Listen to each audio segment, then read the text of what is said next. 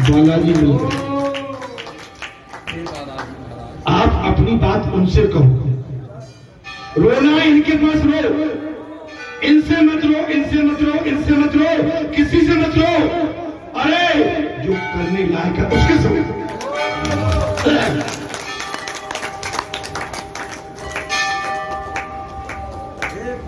और आदत रोने की पड़ गई है तो फिर ठिकाने पर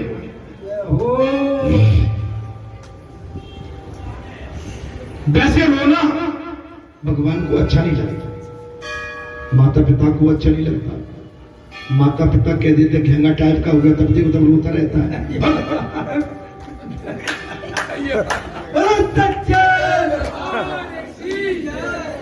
फाड़ पड़ोसी के दीदी पर बेटे को रोक दिए, एक गुइया क्या करूं बहन, तब देखो तब है करता रहता है।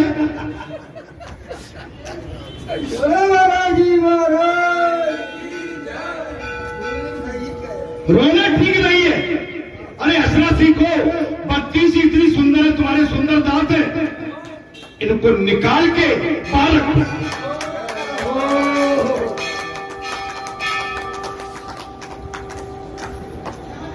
मृत्यु सिर पर नाच रही है, कथा में बात आ गई। मृत्यु सिर पर सवार होने वाली है, ऐसा सुनने पर राजा परिचित के विलासी जीवन का अंत हो गया। मौत सर पे नाच रही है। अब इसमें क्या विलास था? जहां में खेत चाहिए, दुकान चाहिए, मकान चाहिए, बंटवारों चाहिए, भैया से बैर चाहिए, अरे नहीं चाहिए भैया। जब मौती आ गई तो अब जिसकी जरूरत क्या है? अभी मैंने कहा 1.5-2 महीने पहले रात्रि में मुझे महाराज जी का चक्कर आया। सुबह उठा 4 बजे, 3:45 बज रहे थे लगभग, और गहरी नींद में था। उठा मैं उठा, मेरी लाइट जलाऊं तो लाइट तक मेरा हाथ नहीं पहुंच पाया। अच्छा, मैंने जो सोचा कि शायद मैं गहरी नींद में होगा, इसलिए मैं, और जब मैंने देखा मेरा शरीर असहज हो रहा है। क्या हो रहा है? मेरे पैर भी सही नहीं पड़ रहे और मेरा मस्तक काम नहीं कर रहा है। आपको क्या बताऊं, धर्म की पीठ पे बैठा हूं, दादी नहीं नानी तक याद पहुंच गई थी। माने कब किसका अंत सवेरा हो जाए, कब क्या बात आ जाए, ये हमको चेतावनी देती है। ऐसी बात है कि होशियार रहो बेटा, समय नजदीक है। तुम कमाई के चक्कर में पड़े हो, इधर की उठा पटक में पड़े हो, कितने अच्छा रुपये कितने, अरे तुम छाती में रख के ले जाओ। अरे तुम्हें इतना सुंदर भगवान ने मानव शरीर दे दिया, सत्कार करो। दादी बीपी बढ़ा हुआ, नहाया धोया मैंने, गाड़ी बाहर करी, अच्छे रुपये मेरी दिनचर्या में डेली पहुंच गया 6 बजे। गाड़ी नहीं चल रही थी, गाड़ी भी मेरी अनबैलेंस हो रही थी। मैं लौट के आया, मैंने तुरंत भतीजे को फोन किया, मैंने भैया तू जल्दी आ जा, मैं असहज हूं थोड़ा सा, मुझे तत्काल किसी ऐसे डॉक्टर के पास ले चल, मेरा बीपी देखने वाला। मुझे ऐसा मालूम पड़ रहा है कि शायद मेरा बीपी बढ़ा हुआ है, जबकि बैलेंस में था, मेरा खान पीन बैलेंस में, संतुलन में। ले गया डॉक्टर ने देखा 175 बीपी कुछ भी नहीं था। अब वो चलकर मेरा बराबर चल गया। मैं जैसे ही बैठता था तब तो ठीक था, जैसे ही मैं लेटता था महाराज मुझे लग रहा पूरा ब्रह्मांड घूमा, और छोटी गति से नहीं, तीव्र गति से। अब आप वो क्या था, वो क्या था? डॉक्टरों पे गया, सीटी स्कैन कराई, नॉर्मल निकली, दवा की जरूरत नहीं पड़ी। दवा कुछ एक पड़ी थी, मुझे शायद ऐसा लगा शायद जेब मेरा कहीं लग जाएगा, वो आज भी पड़ी हुई है। वो एक टैबलेट ली और उसके बाद में अभी तक, अब ये सब कहते हैं चेक करा लो, मैं किस बात का चेक करा? क्षेत्र तो अब अकेला नहीं होना, पूरा जो होना। जीवन की कहानी छोटी सी है और जीवन छोटा सा है। हमने से कब कौन बिछुड़ जाएगा कोई पता नहीं। आप जो न जानो कि आपके जो महाराज जी स्वयं जीवन पर बैठे दिखते रहेंगे। नो, जब तक हरी कृपा है, जब तक उनने सांस हमको आपको सबको दिए, हम जब तक एक दूसरे के आसपास बैठे।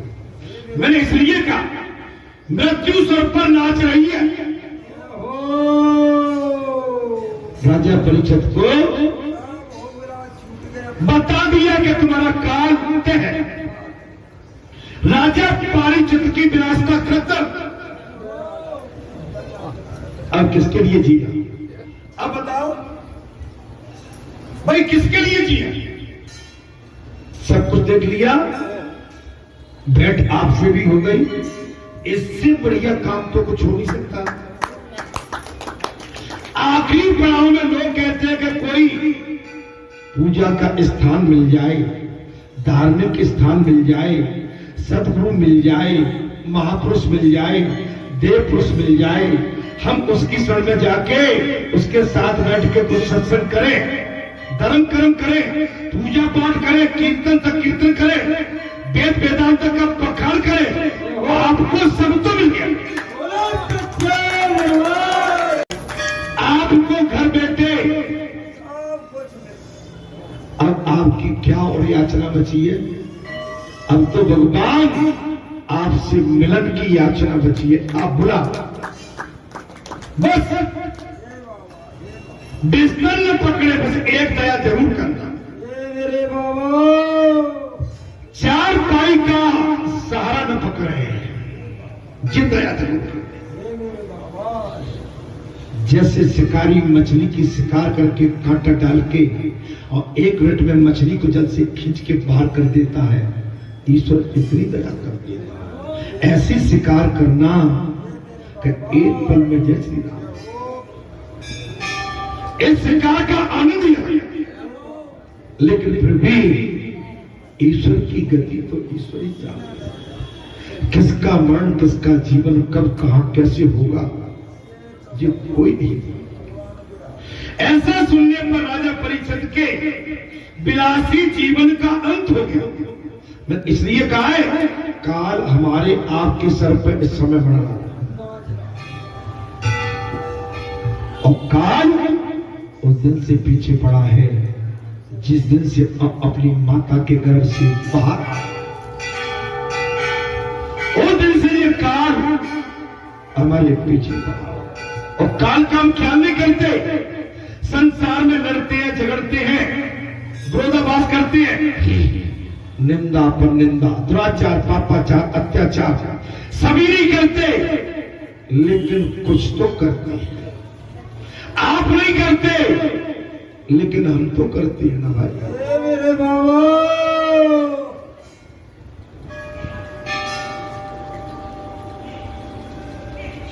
जीवन का अंत आया तो इस बात को परीक्षित के जीवन में सुधार आ गया, एकदम बदला। आप किसका जाप करते हो? भगवान का। आप किसके लिए जागते हो? भगवान के लिए।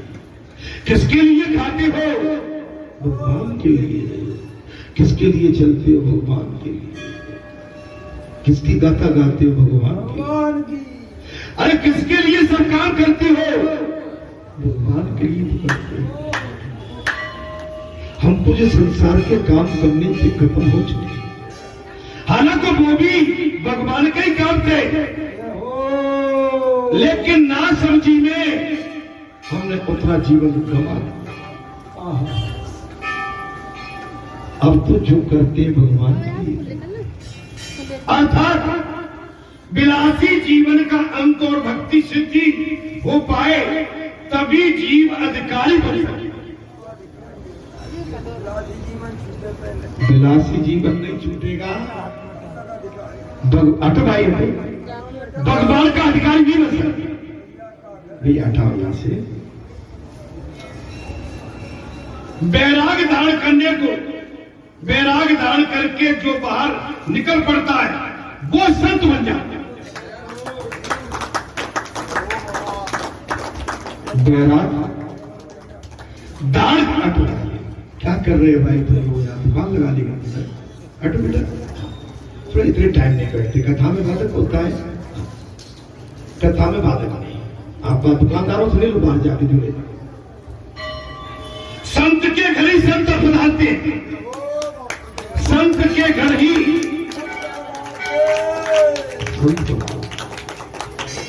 नहीं आ रही भाई, संत के घर ही संत पधारते। लेकिन संतों की कीमत कौन करता है?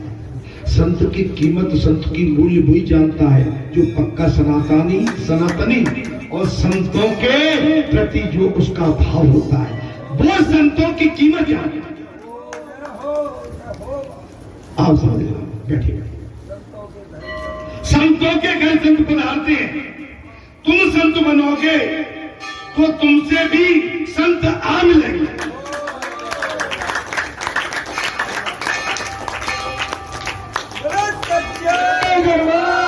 संतों के घर संत पधारते हैं। यदि आप संत बनेंगे तो आपसे भी संत आके मिल जाएंगे। द्वितीय स्कंद में ज्ञान लीला आई है। भगवान सुखदेव ने साफ कह दिया, मनुष्य मात्र का कर्तव्य क्या है? मनुष्य मात्र का कर्तव्य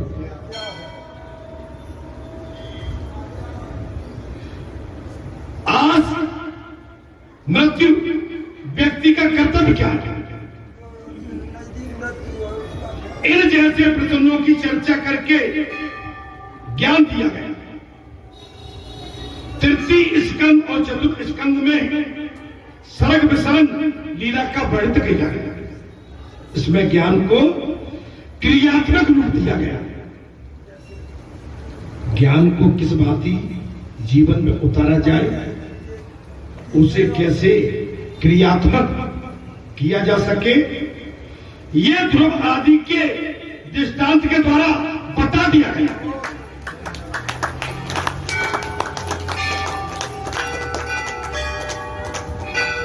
ज्ञान जब तक शब्दात्मक है,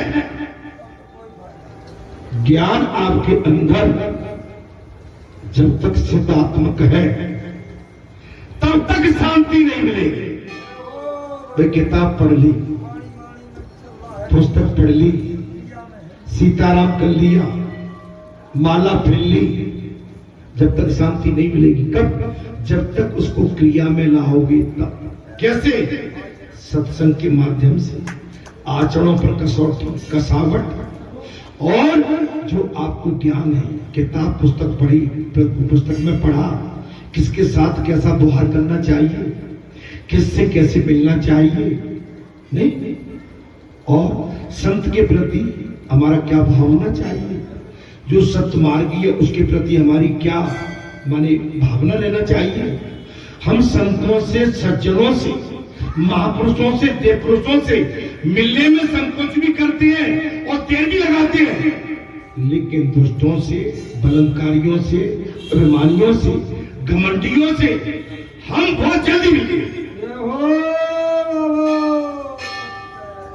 उनके जहां उपस्थिति हम एक बार नहीं 100 बार लगा। पुजारी आप बोल, और जो सत्यवादी होगा वो एक चालाक के जवाब, एक जो निंदक होगा ना, हम किससे डरते हैं?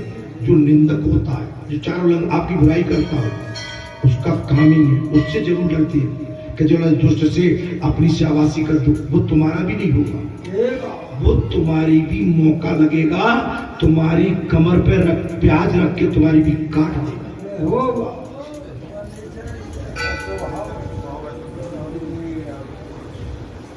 आप दुष्टों से दोस्ती करोगे तो एक चीज आदमी क्यों डरता, क्यों भीत रहता है? मैंने इस कैमरा वाले की बुराई इनसे कर दी और रोज कर रहा, फिर इनसे नहीं करी, इनसे कुपच हो गई, इनसे भी कैमरा वाले की कर दी, फिर इनसे कुपच हुआ इनकी। अब वो कमजोर हो गया, मैंने बुराई कर दी। किससे? तुमने दुष्ट का संगत करके बुराई किसी सज्जन आदमी की कर दी। इसका क्या दोष है? तो चला कैमरा रखिए। अब तुम फंस गए उसके चक्कर में। मैं कहूं क्या कह देगा? मैं बताता हूं मेरे सर जे माइक में टैप करके रखा देगा। पुजारी आदमी कम, इसलिए दुष्टों से कम वार्तालाप हो। मैं दुष्ट, मैं ये नहीं कह रहा हूं सारा संसार ही दुष्ट है। दुष्ट मुझको ही मानना, मुझ जैसे दुष्टों से आप बच के दो।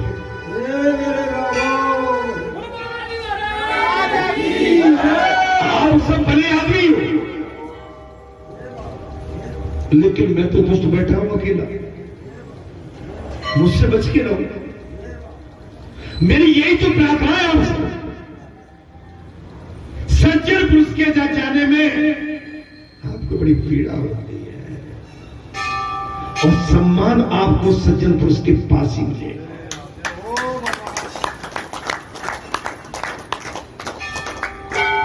उद्धार भी सज्जन पुरुष के पास से होगा। जहां मदरा, लहसुन, प्याज, दुर्व्यवहार, व्यभिचारता, लहसुन, प्याज, अंडे, मटन, मुर्गा का जहां बघार लगता हो, तुम भले ही पहुंच जाना। तुम सात्विक हो, लहसुन प्याज नहीं खाते, मटन मुर्गा नहीं खाते, लेकिन वहां जाओगे उसका दोष तुम्हें लग जाएगा।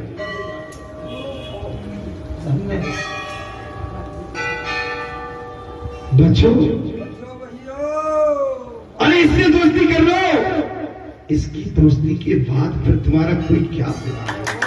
5 पांडव थे, धर्म से दोस्ती करी, हजारों कौरवों का विनाश हो गया।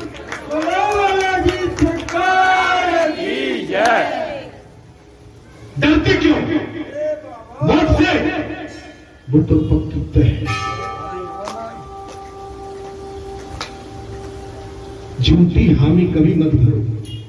मैं इसलिए कह रहा हूं महाराज, ज्ञान जब तक शब्दात्मक है, नहीं, ज्ञान आप पर है, लेकिन ज्ञान का आप हम उपयोग नहीं कर पाते। जब तक शांति मिलेगी नहीं, जब तक क्रियात्मक सक्रिय होगा तभी शांति मिलेगी।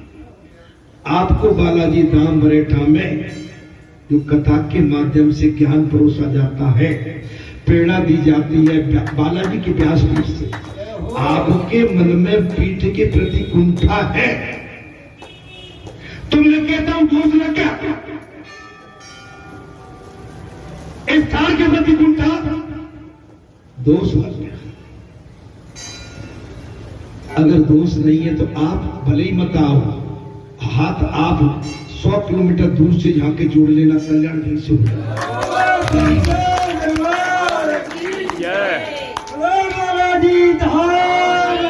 लेकिन कुंठा पाल के अरे सीखा तो तुमने नहीं,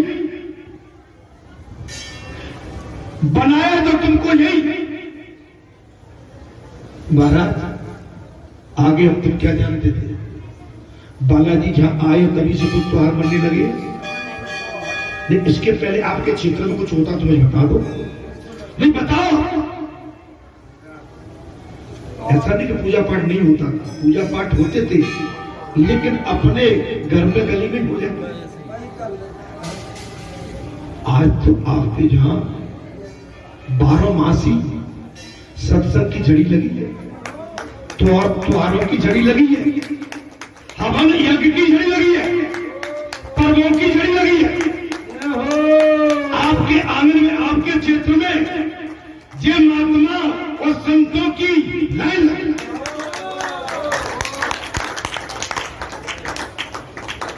आपके घर में, आपके घर का मूल्य बहुत बड़ा है, आपके चित्त का मूल्य बहुत है।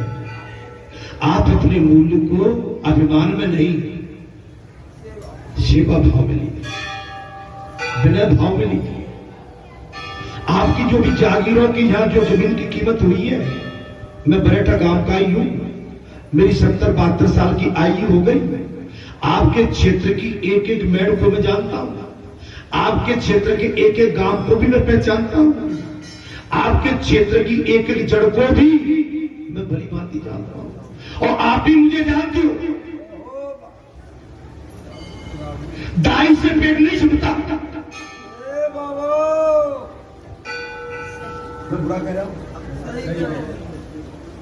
भले ही तुमने गोबर नहीं डालो तो कहा, मैंने तो गोबर डालो, मैंने टिंडे नहीं दिए, मैंने चरी घास काटा है, मैंने कुटी की मशीन चलाई है, मैंने खेत में एयर करी है। एयर जानते हो? ये बाबा, इसलिए मैं कह रहा कि दाई से पेट नहीं छिपता। ज्यादा नहीं भगवान ने दिया है, अरे बचा के खाओ, सम्मान से खाओ, धैर्य धीर गंभीर करके।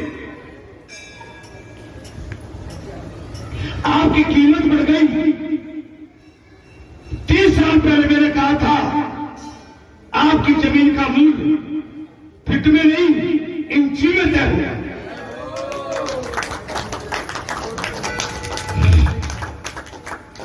जब क्या था तब हमारे पंडित जी तो 4-4 घंटे बैठे रहते।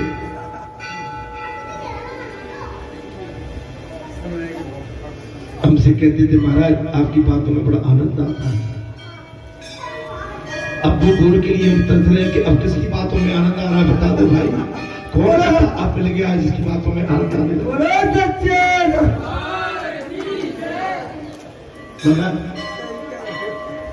तुम्हें सही को तुम्हें कोई, मैं तो भाई कह रहा हूं आपके ही बोलते आजू में कभी कभार मेरा आशा, चलो किसान आदमी है, अब मुझ जैसे पागल पर कोई काम ही नहीं है। अब हमको तो अपना समय तो को और नमो को ठोट, मैं तो अपना काम नहीं सिद्ध कर लूं। आप सब कर्म निष्ठावान है, लेकिन समय की कीमत और समय की गति पहचान। आज ये पल है, द्वारका में भगवान ने राजपाट किया, भगवान चले गए क्षीर सागर को, द्वारकावासी घायल हो गए। वृंदावन में लीला की भगवान ने, लीला करके चले गए, वृंदावन घायल होकर सोना पड़ा। अयोध्या में भगवान ने अवतार लिया, पूरी लीला की और भगवान लीला करके चले। आज गोष्ठी, आज मित्र मंडल, आज की जो धूप, आज की जो छाव, आपका जो पल, आपका आज का जो कल, आपका जो आज का जो क्षण दोबारा लौट के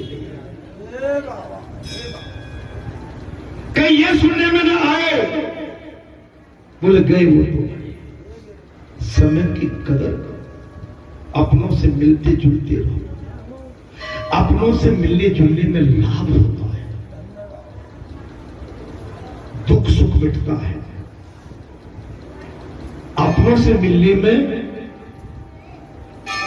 आनंद आता है। मुझे तो, मैं तो आनंद की अनुभूति करता हूं।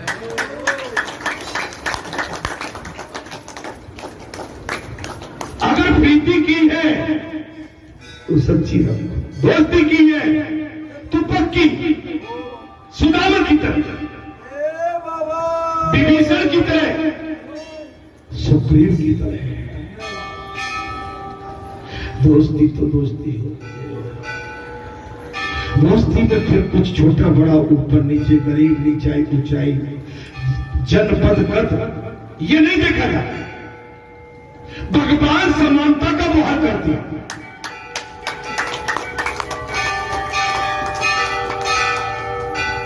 आप सबके साथ समानता का बोहर रखते हैं और आपको उसका लाभ मिल भी रहा है। आपको क्षेत्र को पूरा लाभ मिल रहा है। आपके क्षेत्र की काया पलट होगी। आपके क्षेत्र में अभी देखना 2 महीने के बाद अभी जो कथा होने जा रही है आपके बालाजी धाम में, हमारे बालाजी धाम में बड़ी विभूतियां आने वाली हैं।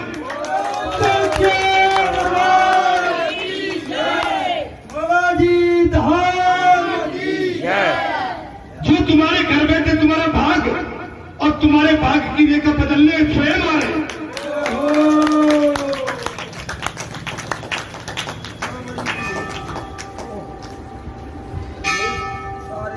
ये चमत्कार ईश्वर ही कर सकता है, मानव नहीं। महाराज अमृत बरसेगा,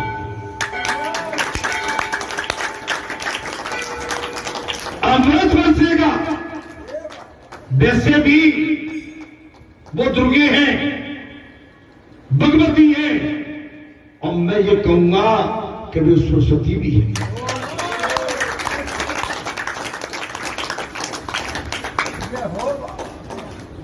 अगर सरस्वती स्वयं आ जाए, वैसे तो सरस्वती का आह्वान किया जाता है कि सरस्वती मैया हमारे कंठ में आकर विराजमान हो जाए तो हमारे कंठ में कुछ निखार आ जाए, और सरस्वती स्वयं आके बीड़ा बजाए तब क्या होगा?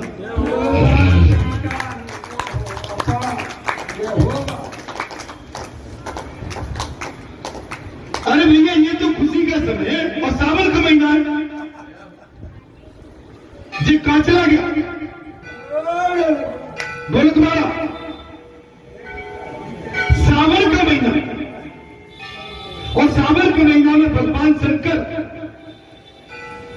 और माता पार्वती ने, पार्वती है माता पृथ्वी, जिसने भगवान शंकर के लिए पूर्ण श्रृंगार कर कल उनका जल अभिषेक होगा। करोड़ों की संख्या में हमारे कमरथिया, करोड़ों लाखों नहीं, 3.5 करोड़ कांवर उठ चुकी है।